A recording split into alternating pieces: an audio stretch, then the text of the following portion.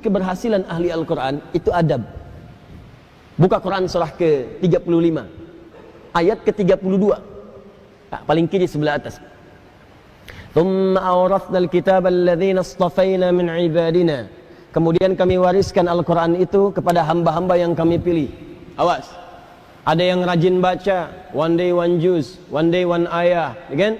One day one surah, dan seterusnya. Ada yang rajin menelaah, buka tafsir ini tafsir itu.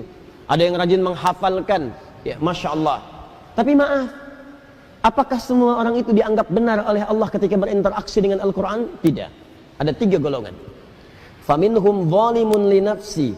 Ada orang yang senang dengan Al-Quran tapi zalim orangnya. Rajin baca dia, rajin tapi zalim, tidak mampu menempatkan ayat Quran sesuai dengan tempatnya. Apa? Zalim itu menempatkan sesuatu bukan pada tempatnya. Ini penghapus buat menghapus tulisan di papan tulis. Asalnya begitu.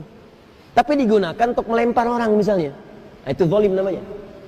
Gelas, tuh, fungsinya menampung air untuk minum.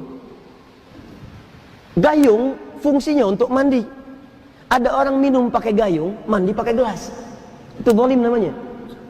Ada orang sering ngaji, baca qul huwallahu ahad, katakan hanya Allah yang esa, hafal ayatnya, tahu maknanya, tapi tidak menempatkan ayat sesuai dengan tempatnya. Dia katakan di lisannya semua agama sama.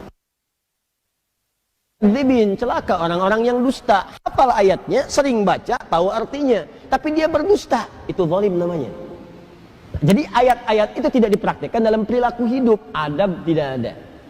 Wa minhum muqtasid, ada golongan kedua, meninggalkan sifat yang pertama, naik tingkat, tapi belum ada nilai kebaikan pada dirinya, hanya untuk dirinya saja. Muqtasid itu paket hemat. Jadi ahli Quran,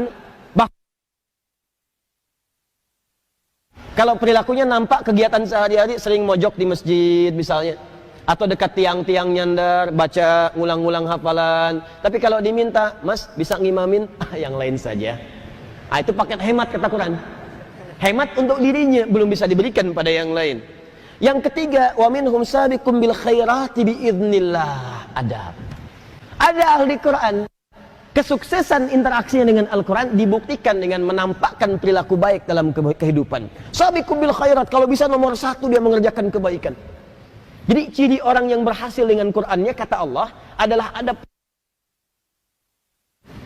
Jadi jangan bangga kalau anak anda hafal 30 juz tapi nggak merubah perilakunya. Yang paling bahaya itu hafalan banyak, tapi perilaku semakin durjana. Yang salah tuh dalam hafalannya. Ada yang keliru. Ciri orang tuh kalau sudah dekat dengan Quran, karena Quran itu baik, akan ada perubahan dalam dirinya. Minimal tuh sifatnya dulu lebih tenang, lebih terukur, lebih baik. Lama-lama jadi sikap, sopan, adabnya muncul. Kalau ada kebaikan pengen segera dikerjakan. Kalau lihat sampah di masjid pengen segera ngambil. Kalau lihat ini belum nyala pengen segera nyalakan. Kalau lihat saf kosong pengen ngejar safnya. Itu dorongan kebaikannya cepat sekali. Semakin tinggi kecepatan berbuat baiknya, ini menandakan semakin besar pengakuannya di hadapan Allah Subhanahu wa taala dalam perubahan kebaikannya. Jelas sampai sini? Baik.